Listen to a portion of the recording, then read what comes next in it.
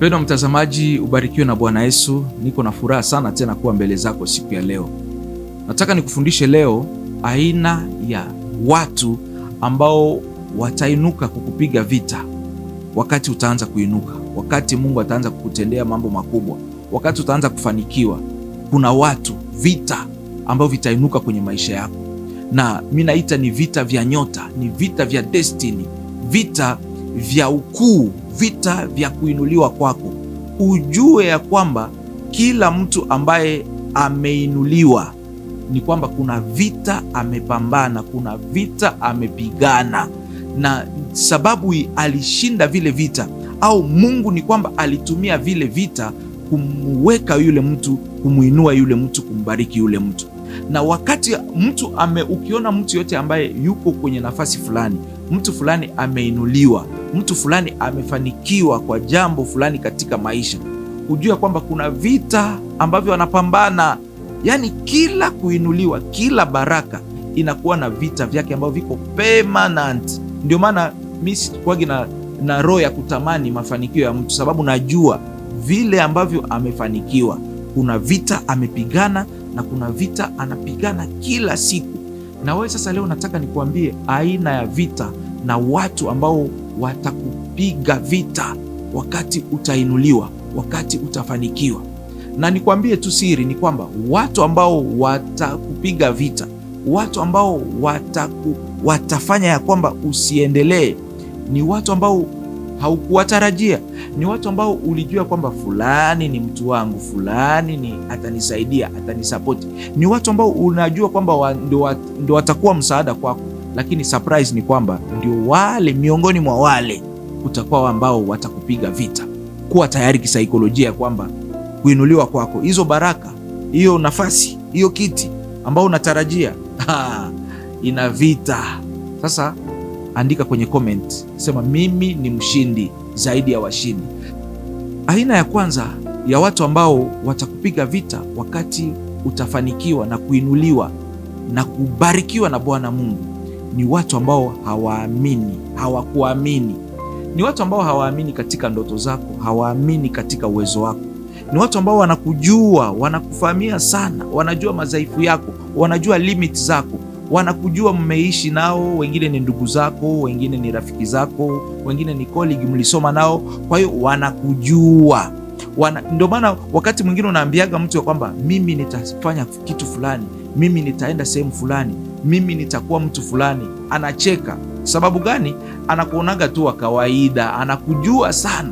Sasa yule mtu siku utafanya mambo makubwa, kuwa nayo kwenye akili yako ya kwamba atakupiga vita, sababu hakukuamini huku. Kwa hiyo sasa yeye atapenda kile ambacho yeye anajua, kile ambacho yeye haamini uwezo wako ndio ubakie vile. Wakati anaona anza kufanya mambo makubwa, atakupiga vita.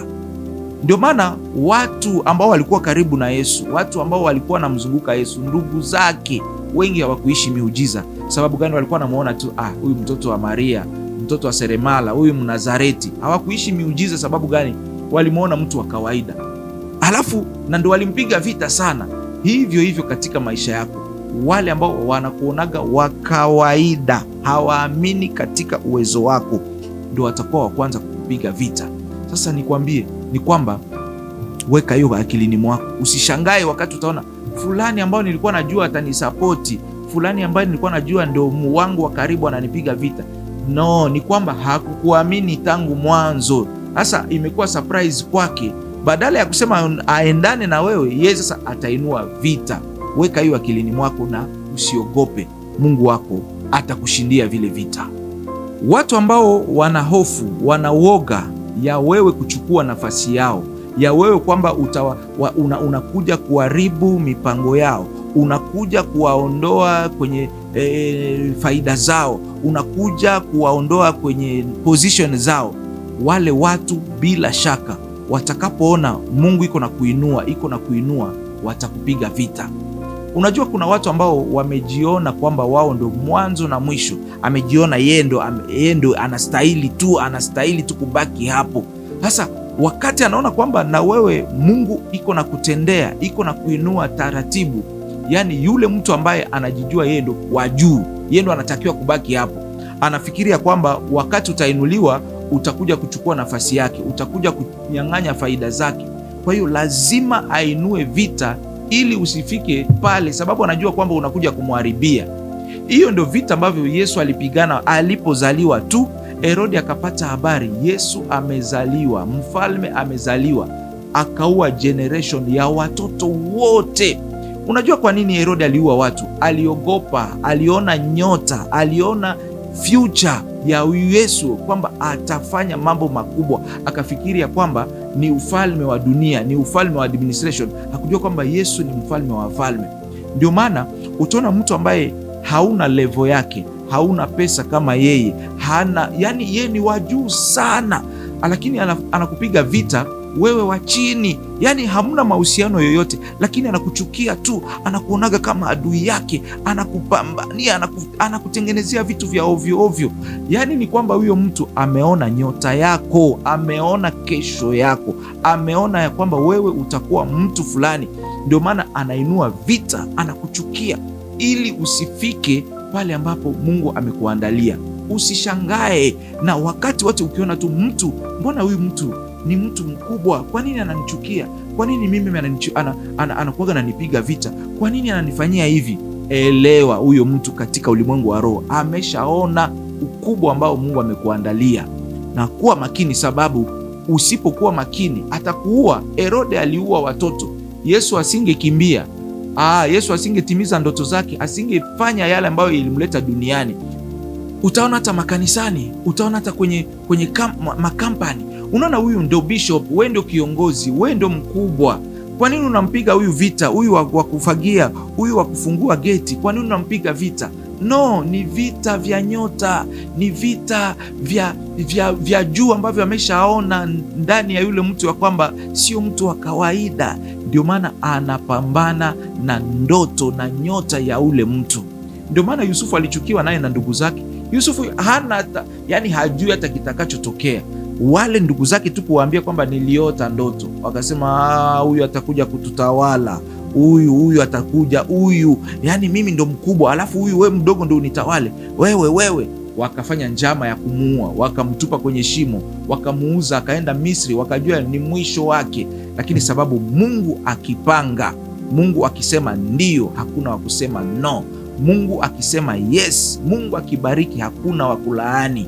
Nikuambie, Yusufu alikuja tu kuikaa kwenye kiti chake, na wewe utakaa, utafika tu.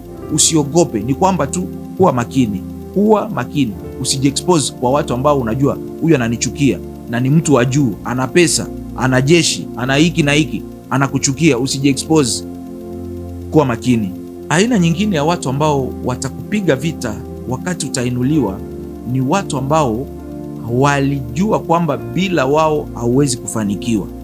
Hawa ni watu ambao walijiona kama miungu hivi, akajiona kwamba yeye ndo kila kitu, sababu anakupatiaga chakula, sababu anakufanyiaga hiki na hiki. Akaona kwamba bila yeye wewe hauwezi kuishi, wewe hautakuwa kitu, wewe utakufa. Sasa yule atakapoona umeinuliwa, nikwambie, adui namba moja ni yule. Atakupiga vita, atakusema vibaya, atakuchafua ili tu usisonge mbele. Jua hiyo kitu. Kuna mwanaume alikuacha, akakukataa, akakudharau, na yeye kwenye akili yake akajua kwamba wewe unaenda kufa, sababu hauna kazi, hauna kitu, amekuacha kwenye hali mbaya, akajua hapo ndo mwisho wako.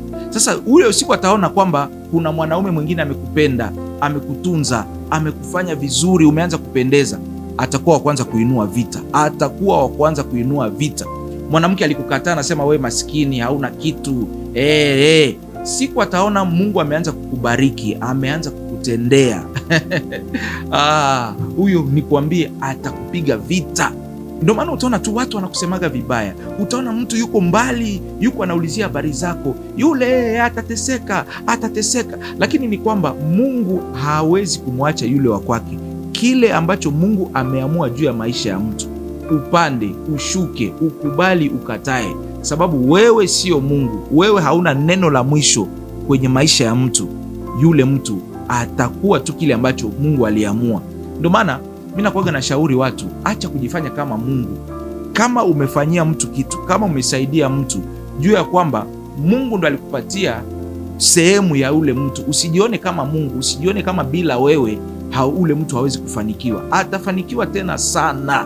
Kwa hiyo wewe kuwa mpole, sababu na wewe pia kama uko hapo, kuna watu wamekusaidia, kuna mtu amekufanya pia, amekufungulia milango. Kuwa mpole, usijione kama Mungu, usijione kama wewe ndio alfa na omega kwenye maisha ya mtu.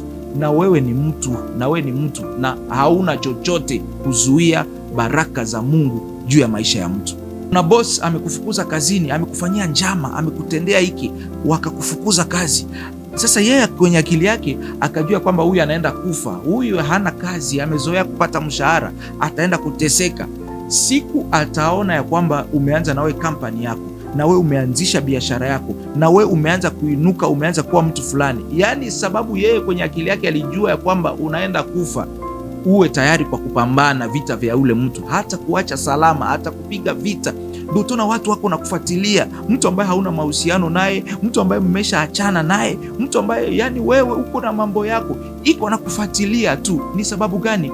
Kwenye akili yake alijua kwamba unaenda kufa, alijua kwamba yeye ndo Mungu wako, alijua kwamba yeye ndo kila kitu. Kwa hiyo anashangaa yale ambayo Mungu anafanya kwenye maisha yako. Kwa hiyo wewe relax tu, na wewe badilika. Acha kujifanya kama Mungu, acha kujifanya kama vile bila wewe mtu hawezi kuishi. Wewe na wewe ni mtu, na wewe una mwisho, na wewe yani wewe kwanza sio kitu. Acha mtu wa watu aendelee na maisha yake. Acha ule ex wako aishi, aoe, aolewe, aendelee na maisha yake, na wewe pambana na ya kwako. Sasa acha roho mbaya my friend, acha roho mbaya. Furahia mafanikio ya mtu, furahia mafanikio ya mwenzako. Hata kama ni ex wako ameoa, ashaolewa, furahia, acha aishi vizuri, sababu unapochukia mafanikio yake, wewe ndo unateseka, wewe ndo unakuwa na kinyongo, usura itakugunja, utakosa amani, utagonjwa, utaparalyze, sababu tu hauko na furahia mafanikio ya mwenzako. Funguka kwa jina la Yesu Kristo, na Mungu abariki na wewe maisha, na wewe akuonjeshe hata basi furaha kidogo ambayo yule ambao ulifikiria kwamba atakufa anaishi. Aina nyingine ya watu ambao watakupiga vita wakati utainuka ni watu ambao wanauoga, wanaogopa ya kwamba utawalipiza kisasi. Kuna watu unawajua na wengine hauwajui. Wao wanajijua ndani ya mioyo yao walikufanyia mabaya, walikusingizia kesi wakakufunga, walikutengenezea, walikuchimbia shimo, walikufanyia mabaya, walijaribu hata kukuua, mwingine akakupatia sumu akajua utakufa. Sasa wale watu walipo pale wanaogopa, wakiona unaanza kuinuka, anaogopa, anasema fulani atakuja kutufunga, atatufanyia hivi, si ndio tulimtesa, mimi ndo nilimfanyia hiki. Anaogopa. Sasa ile woga wake anaanza kuinua vita, ataanza kukupiga vita tena, ili usiinuke, ili usipande, ili usifanikiwe tena zaidi. Mara nyingi watu wanaoongea wengine mabaya, watu wanaopiga wengine vita, ni watu ambao wanakuwa na woga ya kisasi, wanaogopa kwamba atawatendea mabaya. Sasa yeye anakuwa tu maisha yake tu kupigana na fulani. Sasa utaishia wapi kupigana na mtu ambaye Mungu ameshambariki?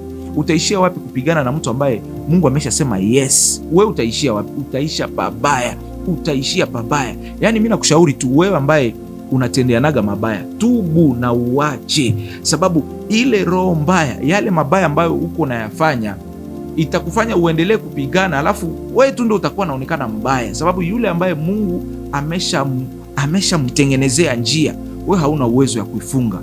Ndio maana rafiki yangu, acha kutendeana mabaya. Kuwa mtu ambaye unasaidia mtu kupanda.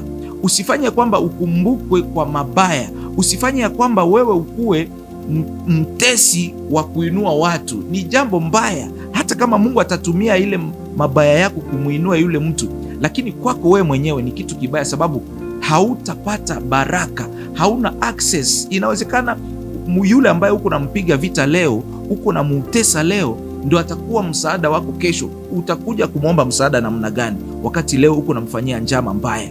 Badilika, acha roho mbaya. Roho nzuri Mungu anabariki, matendo mazuri Mungu anabariki, mbegu nzuri inabarikiwa. Tenda mema, sababu itakulipa. Acha roho mbaya, sababu itakuletea woga. Utakuwa tu mtu wa vita, wa kukimbia kimbia, wa kuogopa ogopa, sababu ya kuogopa kisasi ya wale ambao unawatendea mabaya. Tubu, okoka, na Mungu abariki pia maisha yako. Alafu aina ya watu wengine ambao watakupiga vita ni watu ambao hauko upande wao, hauko kwenye mtandao, hauko kwenye system yao, hauko kwenye ile network yao. Unajua kwenye na sehemu nyingi sana za watu, kwenye jamii nyingi sana kuna timu kuna kikundi ya mtu fulani, kikundi ya mtu fulani. Hata kwenye siasa utakuta kuna chama ya fulani, kuna nani ya fulani. Hata makanisani, mzee fulani, mtu fulani, kila watu wana timu zao, yani watu, kila mtu ana watu wake.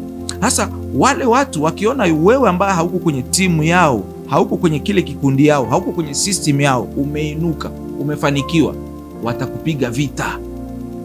Hata kama anajua uwezo wako, hata kama anajua kwamba wewe ni mtu ambaye una akili, unastahili kuwa hapo, sababu tu hauko kwenye system yao, sababu wewe sio wa kabila yake, sababu wewe sio wa lugha yake, sio wa kwao, atakupiga vita.